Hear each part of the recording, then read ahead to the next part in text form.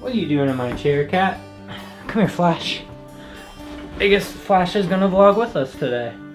So for vlog number 2, I'm still writing scripts out for my vlogs. And the second vlog is gonna be about how I got started with photography and videography. Ow, don't bite me.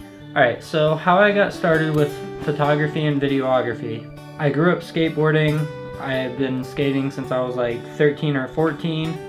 And when I was probably 16 or maybe 15 or 16, I begged my mom to buy me a video camera. It was like a little dinky, like crappy video camera. And I begged my mom for one, and she bought me one. So my friends and I, we would make skate videos, we'd make funny videos, silly videos, anything with the camera that I could think of. Stop biting me. Anything I can think of, I wanted to make a video of. I'll probably drop a link to one of my past videos that I made in the description or in the comments below, just so you guys can get an idea of what those were like. I remember editing my videos in Windows Movie Maker on my mom's computer because I don't even think I had my own computer at the time, but I just used my mom's to edit all the videos.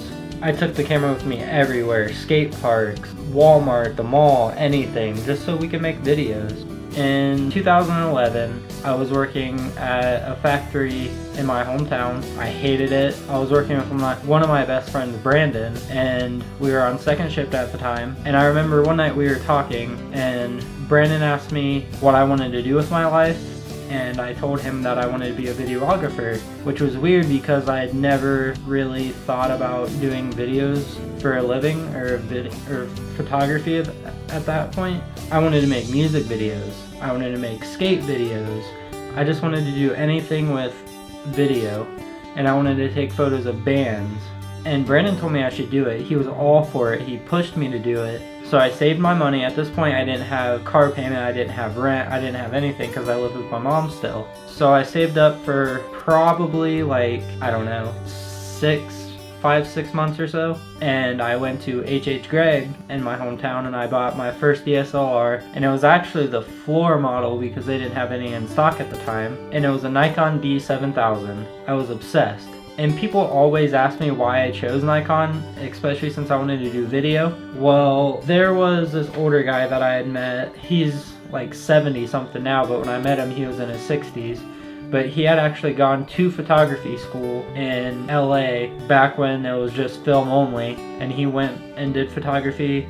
And I remember going to his house one day, and he had a Nikon 3100 or 3200, I can't really remember. But he had one of those, and as soon as I walked in the door, I asked him if I could use it, and just picked it up and took photos of everything in his house. His cat, his dog, him, everything that I could think of in his house I took a photo of. And from that moment I was hooked. Every time I went over there I took a photo.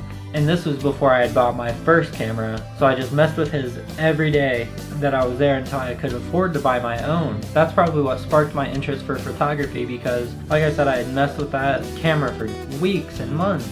And I tried taking photos with my little dinky camera that my mom had bought me, and the photos weren't good, the videos weren't good, but I had fun. I had developed a new passion for something that I actually enjoy doing, and that's probably what was more important to me. I didn't care about the quality at the time. I just wanted to have fun with my friends and do something I was passionate about at the same time. So that's probably what got me into photography. And then how I got into band photography was in high school. I had a lot of friends that were in bands. I went to concerts on Friday nights every week probably. And one night I went to a show in Dayton, and my friend asked me if I would take photos of his band, and I'd never done it before, and I was like, I've never done it before, but I'll give it a shot. So I took photos of his band, and I developed a new passion because I didn't realize, I've always liked music, but I was never musically talented. So being able to do something I was passionate about and something that I was decent at, it was amazing. It was such a good feeling.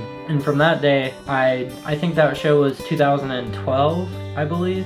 February of 2012 or something like that. And ever since then I would go to shows every weekend just to shoot them. I didn't charge the band anything, just as long as they got me into the show for free or whatever.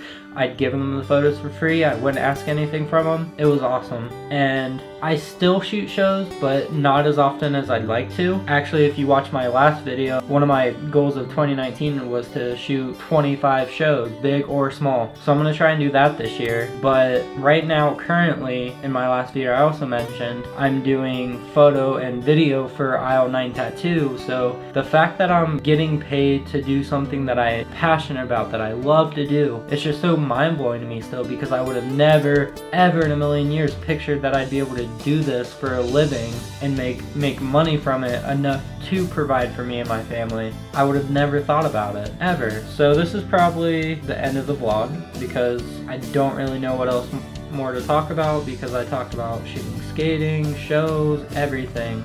So for my next vlog number 3, I think I'm going to do a Q&A. So if you guys have any other questions about whether it's me personally, photography, video, any questions, drop them in the comments or message me or DM me. I'm going to answer them in the next video. So I hope you guys continue to watch my vlogs, and I'd like your guys' feedback. Do you enjoy watching them, or do you not enjoy them? What are your thoughts? I'd love to hear from you guys. And if you guys could like this video, subscribe to my channel, share it, I'd really appreciate it. I just want to know if vlogging is something I should continue doing or not. Say bye, Flash. Bye, guys. See you guys in the next video.